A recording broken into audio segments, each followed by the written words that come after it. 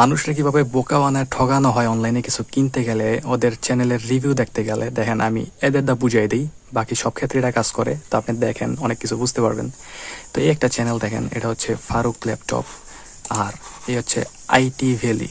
এরা second hand laptop বিক্রি করে। আমি শুধু ল্যাপটপটা বুঝাইতেছি, বাকি এটা সব ক্ষেত্রেই কাজ করে। এনাদের চেহারা দেখে রাখেন।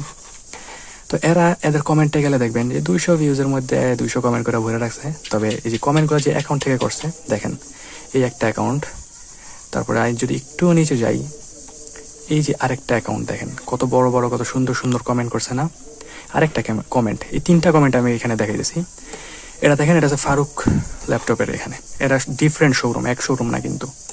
এবার গেলাম আইটি ভ্যালিতে, দেখেন সেই কমেন্ট, সেম কমেন্ট, সেই অ্যাকাউন্ট। এই বাকি যে এই তিনোটা আমি খুব কাছাকাছি পাইছি, এই জন্য এই তিনোটা দেখে দিয়েছি। এরকম অনেক আছে। এরা কি করে, মানে কোনো কোম্পানিতে টাকা দেয় যে তোমরা আমাদের প্রত্যেকটা ভিডিওতে কমেন্ট করবা ভালো ভালো, যাতে মানুষ আমাদের কমেন্টগুলো দেখাই মনে করে আরে বাপরে এত অস্থির সাপোর্ট দিতেছে, এদের থেকে কিনতে হবে, এরকম আর কি। আর নর্মালি আপনি যদি দেখেন সাধারণ ভিডিওতে, ওইখানে দেখবেন 1000 খানিক ভিউজে 2টা 4টা 5টা করে মাত্র কমেন্ট পড়ে। এই যে 5000 ভিউতে 7টা কমেন্ট, এই 12টা কমেন্ট 3000 ভিউতে নর্মাল কিন্তু এরকম হয়। কিন্তু যারা মনে করেন ভিতরে একটা গাবলা আছে, তাদেরটা এরকম।